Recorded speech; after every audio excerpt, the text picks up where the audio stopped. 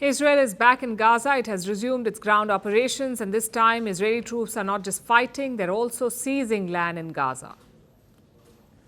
The plan apparently is to evacuate the population in the south, seize more areas, and expand security zones. Israel's defense minister has also issued a warning. It's a message to Hamas. If they don't let the hostages go, Israel will continue to take more and more territory. They will permanently control parts of Gaza. So the war has resumed with full force. Next to Gaza, I can tell you that Israel is intensifying the fight against Hamas. The IDF has renewed targeted ground operations, securing key areas up to the center of the Netzarim axis. Our forces now control central and southern Gaza, expanding the security zone and creating a partial buffer between north and south. But this isn't the only battle that Israel is fighting.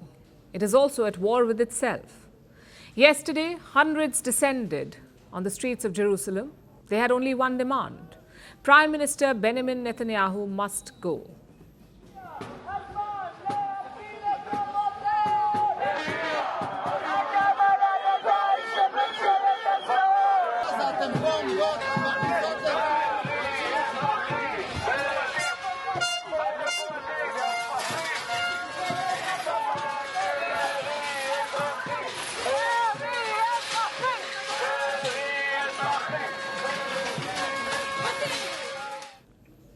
Protests against the government began on Tuesday. That's when the ceasefire fell through. But yesterday, there was a new catalyst, the firing of Shin Bet chief, Ronen Bar.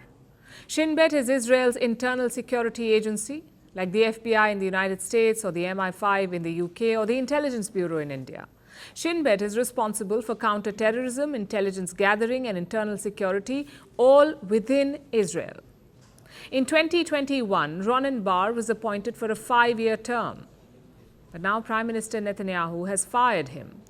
The official reason is a breakdown of trust. The actual one may be far more complicated. You see, this is the first time an Israeli government has fired the head of Shin Bet. The decision has left the country stunned, and the reason seems to be an investigation. It began last month. Shin Bet was tasked with investigating Netanyahu's office, specifically officials in his team, over financial ties with Qatar. The charge was that these officials had financial ties with Qatar. Netanyahu's Likud party has denied all allegations, but the intelligence agency was still digging, and overseeing that investigation was Ronen Bar himself. His involvement rattled the Prime Minister's inner circle, and now he's out.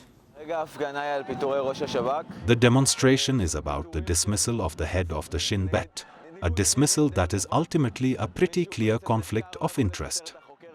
Someone who is actually being investigated cannot fire their investigator, and that is exactly what is happening right now.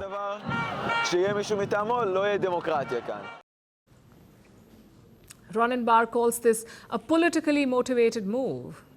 And in good news for him, Israel's Supreme Court has frozen his termination. It wants to review appeals against this dismissal.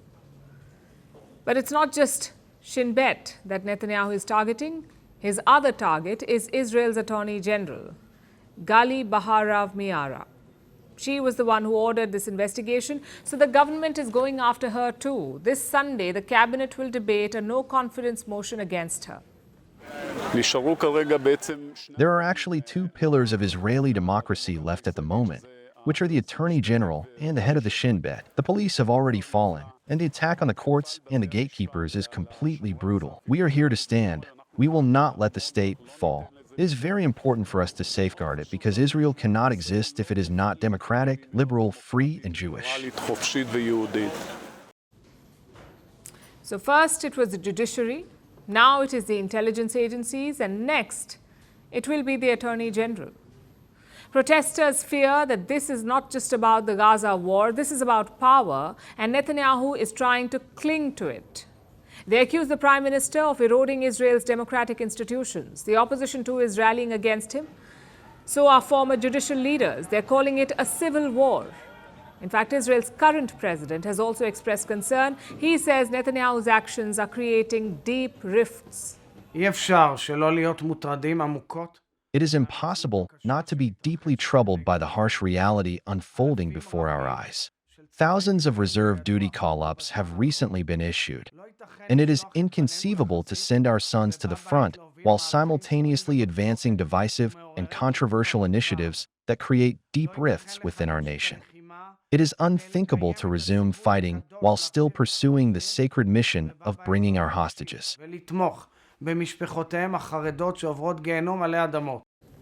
Netanyahu and his allies dismiss the criticism. They say it's just political bias. They accuse the Supreme Court and Shin Bet of being part of an entrenched elite, one that's working against the will of the people. So what happens next? In Gaza, Israel has a clear goal: end Hamas and bring back the hostages, and it can use brute force to try to achieve both. But what will it do on the streets of Jerusalem, where protesters are demanding change and leaders are warning of a civil war? It looks like Netanyahu is battling both Hamas and his own people.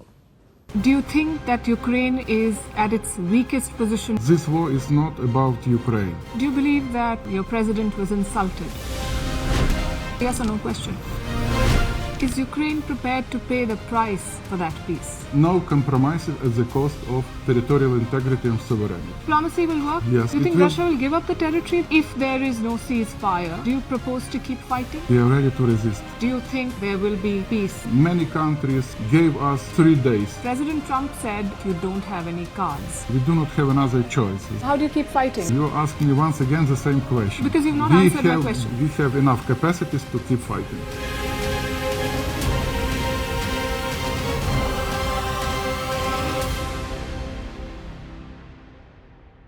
Good afternoon, Prime Minister Lakshman. Good afternoon. Making headlines in India well before you landed here. New Delhi has raised concerns in the recent past vis-a-vis the Khalistani separatists that operate in New Zealand. How do you propose to address these concerns? In our democracy, we believe in the freedom of speech. Organizations like the Al-Qaeda or ISIS were to hold a referendum in New Zealand, something related to one of your Western partners. Would you say the same? We have very well-defined laws in our democracy. No specific conversation on Khalistan on this visit. It was raised with me. I also raised back our position. Are you willing to be open to these concerns from New Delhi? As I keep coming back to you to say, we have strong laws in our system.